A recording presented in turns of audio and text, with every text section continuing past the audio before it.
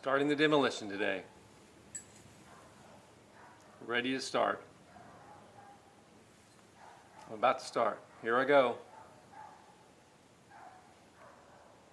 I'm going to be starting any time now.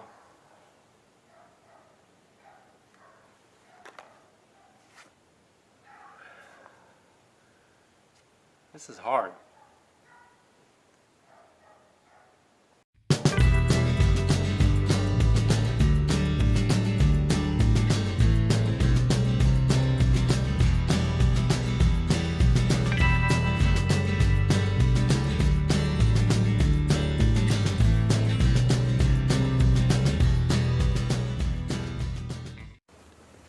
So when I was trying to figure out my stalling issue when I first got this car, I went on eBay and I bought a wiring diagram for this model, 2006 Crown Victoria.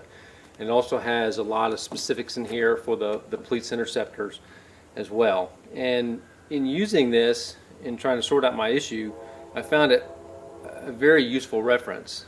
And as I go through the process of dismantling the car, and removing all the wiring, my plan is to go through these very detailed diagrams and label each one of the connectors according to the code in this manual. It's organized very well. All of the connections are labeled with a coding system that starts with a letter and then followed by a number. And the connectors are designated by C and then the number. Any splices are designated by S and the number, and then ground points are identified by G and the number. So I think that's going to be very useful as I take everything apart and remove the wiring. I got some kind of brightly colored tags that I'm going to use to tag all the connectors and the ground points, and then I'm just going to write the code according to the wiring diagram on these tags, and so I can kind of go back and cross-reference them when the time comes to thin out the wiring harness and put it back together. So I'm hoping that although this is going to take me a little bit of time in the process of taking everything out, but I think if I take some time to do that on the front end, cross-reference everything, it's going to save me a lot of time and potentially frustration on the other end. So we'll see how it goes. I may completely abort this halfway through. I may find that it's just taking too much time and it's kind of a headache, but I'm going to give it a go anyway, and let's see how it goes.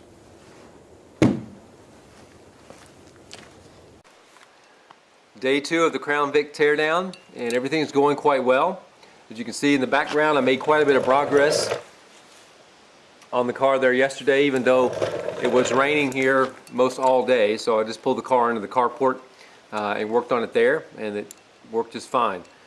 Quite cool here today. It's about 47 degrees, which is pretty unusual for this time in Alabama. Today is Sunday, October 29th, and so I'm just about to start. I'm actually cutting some of the body panels off. I was able to get the front windshield removed yesterday in one piece, and that was something I was a little bit afraid of was going to be kind of difficult. It was a bit of a challenge, but at least I didn't end up with glass all over the place, so it did come out in one piece. One thing I did do to facilitate that is I went over to Harbor Freight and I picked up this, which is a pneumatic scraper, and these are about 25 bucks. And also picked up a cheap $2 3-inch putty knife from Harbor Freight as well. And I just cut the handle off the putty knife, took the scraper blade out of the end of the scraper here, pneumatic scraper, drilled a couple holes in the blade of the putty knife, put a spacer in there, and then put the two bolts back through. And then I put a pretty sharp edge on the end of this putty knife, and that worked really well to cut the seal around the front windshield. The front windshield has been replaced at some point. It wasn't the original windshield, and there was quite a bit of adhesive around the window track And so it took a little while to get it out, but I did want to get it out one piece if I could, and so I was successful at that. But you got to be really careful if you do this. Wear gloves because this can be pretty dangerous and you can cut yourself. So just a little tip for you. If maybe that'll work for you, maybe not, but worked pretty well for me.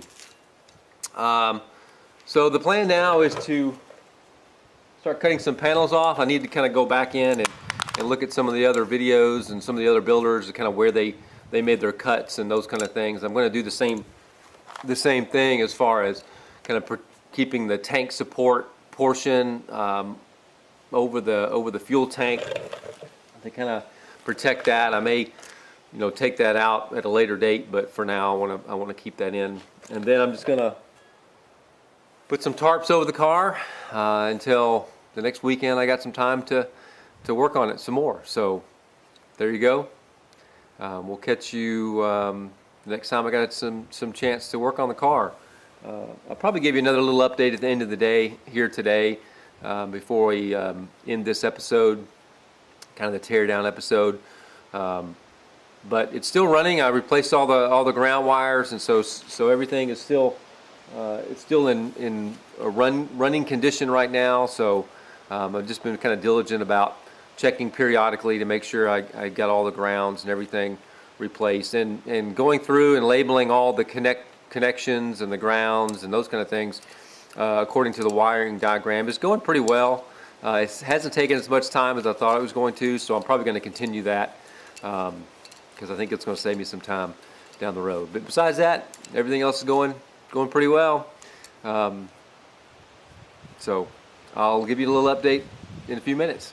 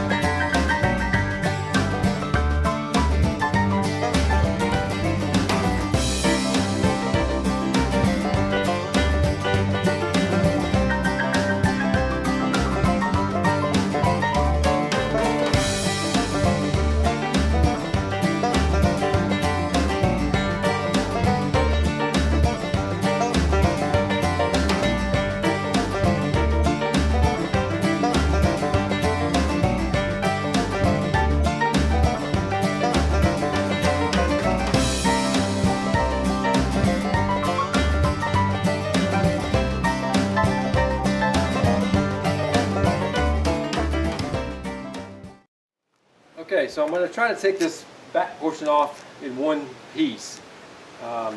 So I've got it cut through the rocker panel here, all the way across, and it's about 3 inches behind where the passenger footwell kind of starts to become vertical and then comes back in under the rear seat. So that was a pretty easy cut. Once I got through both rocker panels, you got to watch your brake lines on the left frame rail, and then of course your fuel line on the right frame rail. You got to watch out for that. Right behind that, there are two body mounts, left and right side, just right under the rear seat. Two more body mounts on the portion of the frame above the fuel tank, and then there's two more on either side in the trunk area on each frame rail. So there's a total of 8 body mounts from this point back. I've got the fuel filler neck unhooked.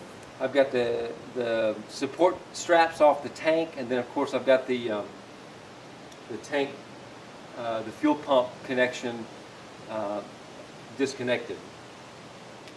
So we're going to see if I can get this off. I'm sure this is going to be probably none too light, but see if I can wrestle it off. So here we go.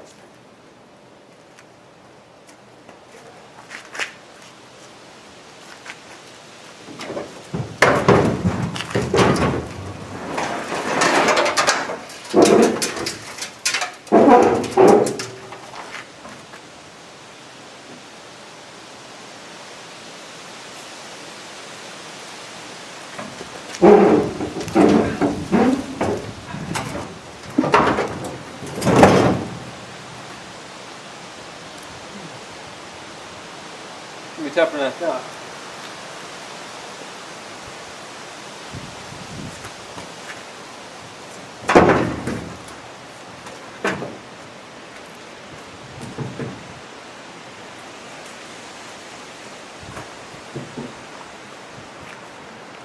Let's see here.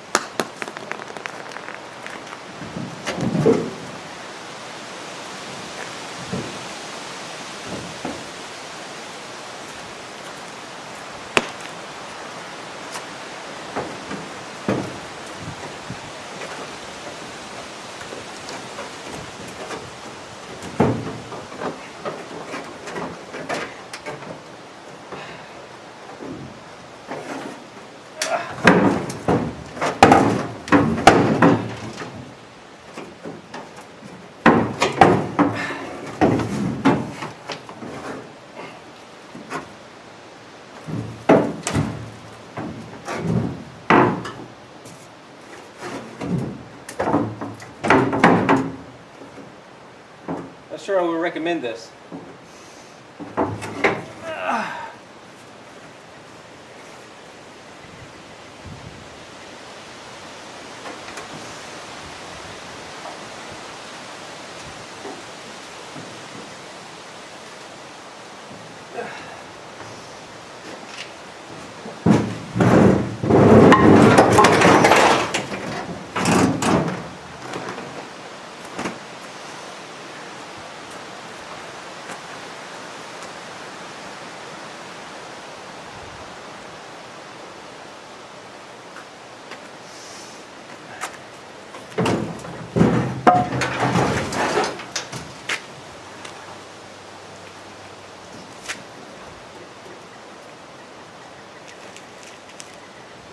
No major damage yet.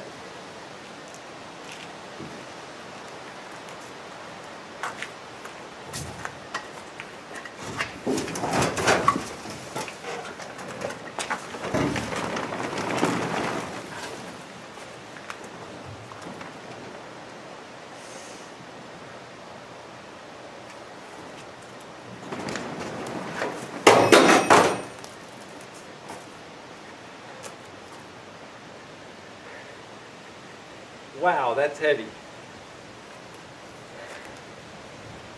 All right.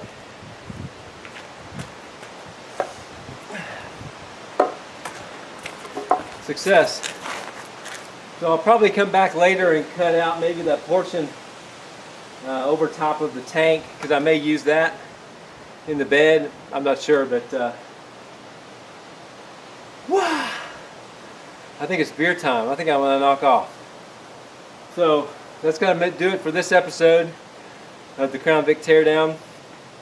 And thanks for watching. Tune in next time. We'll see you later.